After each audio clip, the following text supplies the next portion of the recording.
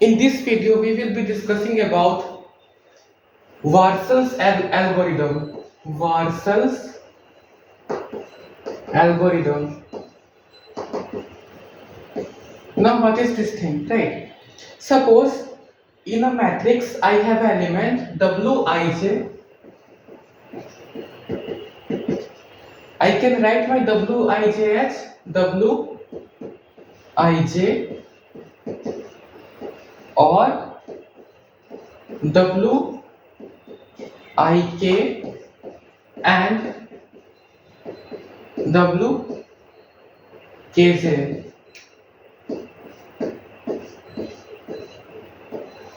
Right.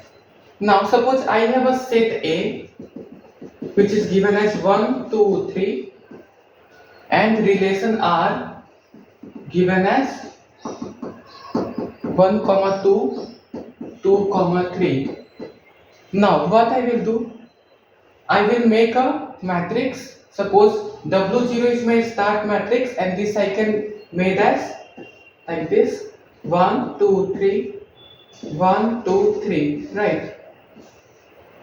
And relation are 1, 2, 2, 3, right? So 1, 2, here I will put 1, 2, 3, here I will put 1, right? Rest will be 0, right? Now what I will do? I will take my vertex 1 as middleman. Taking vertex 1 as middleman,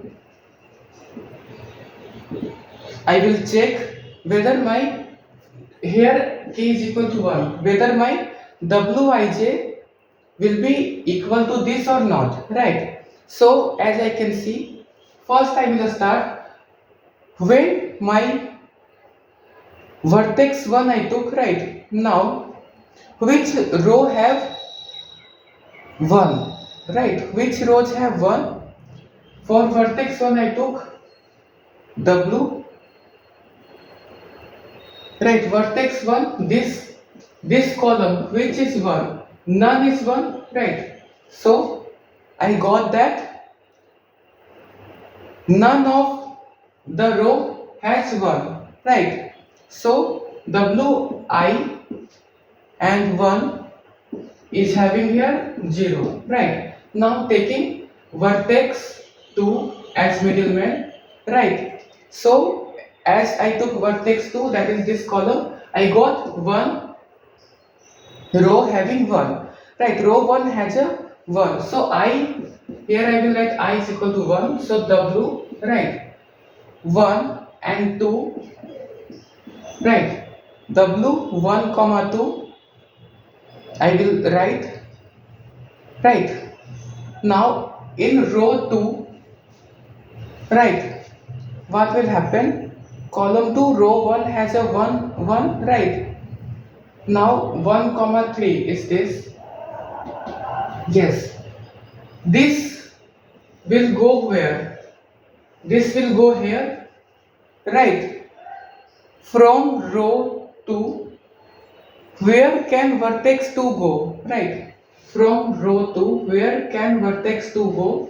Here. So I will write here 3, right? And I will write this as W1, 3 or, right, Wi1, 2 and W2, right? And this is 3.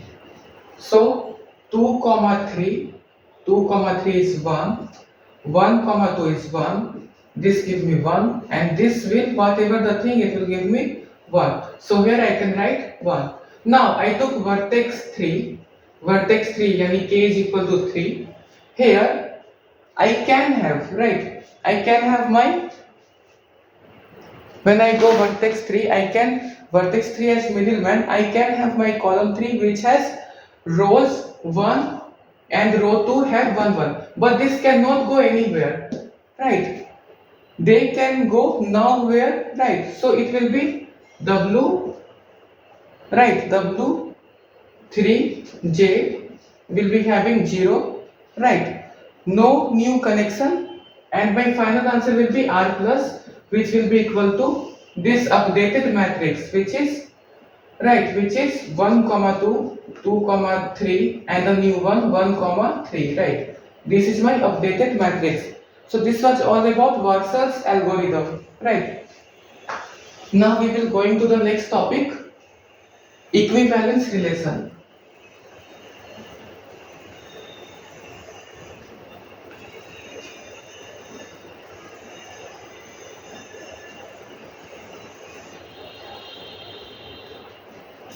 Yes. So what is equivalence relation? Equivalence class of elements A written as A. Suppose I want to write equivalence. Let me erase this first clearly. Yes. Equivalence class of A can be written as this, a square bracket A, and I can write this as, right, I can write this as set of all elements related to A, right? For example, classes for congruence mode 4. Now here what it means? Here it means A, right, equivalent to B. Mod M means M divides A minus B, right? Now for 0 I can write this as classes for congruence mode 4. I can write this as -8, -4, 0, 4, 8, right? These all are what? Multiple of 4. Multiples of 4. And suppose for 1 class I can write this as -7, -3, 1, 5, 9, and so on. Remainder I am getting is 1, right? Now suppose A comma B belongs to R, right? A and B are directly related. So A class, right, equivalence class of A will be equal to equivalence class of B.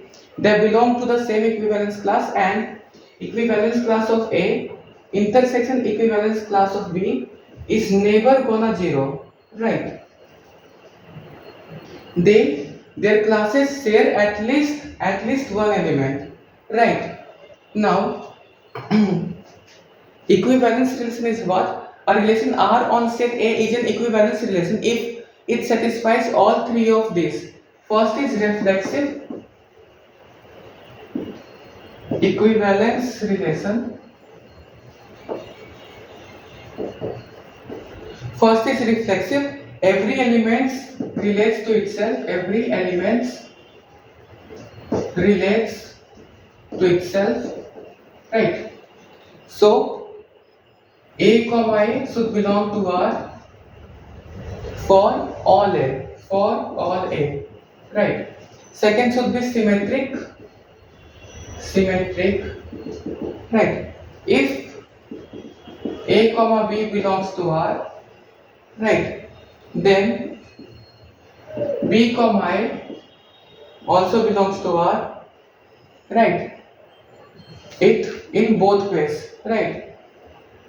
So this is symmetric, and third is transitive. So if A comma B belongs to R and B comma C belongs to R, then A comma C should also belong to R. This one is transitive. So suppose I have R, right, A comma B, A minus B belongs to Z. So it is also for on all real number, right? This is reflexive as A comma A minus A will be 0, and this belongs to integer, 0 belongs to integer. It is also symmetric as A minus B will giving me integer, and A minus B plus B minus C will give me A minus C, right? So it is also transitive, right? A minus C, I can write this as A minus B plus B minus C. So this is also transitive, right? Now, what is partial ordering relation? So partial ordering relation is a relation R on set A. A relation R on set A is partial order if it satisfies all three of following rules, right? So let me erase this.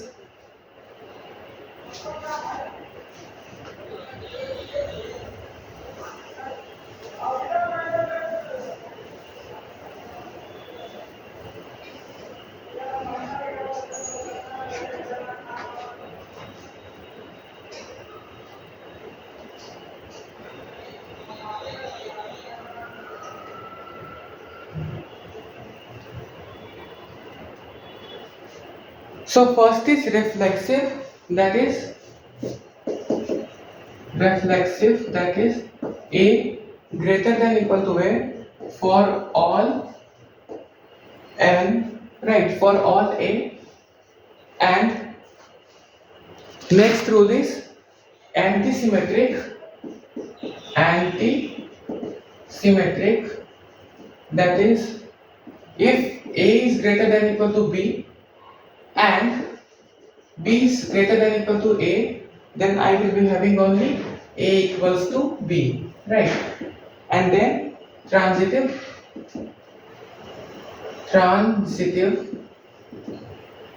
if A is greater than equal to B, B and B is greater than equal to C, then A should be greater than equal to C. This is transitive. So this is what a relation on set A is partial order if it satisfies all three of following rules, right? So this is all for this video. We will discuss next topic in next video.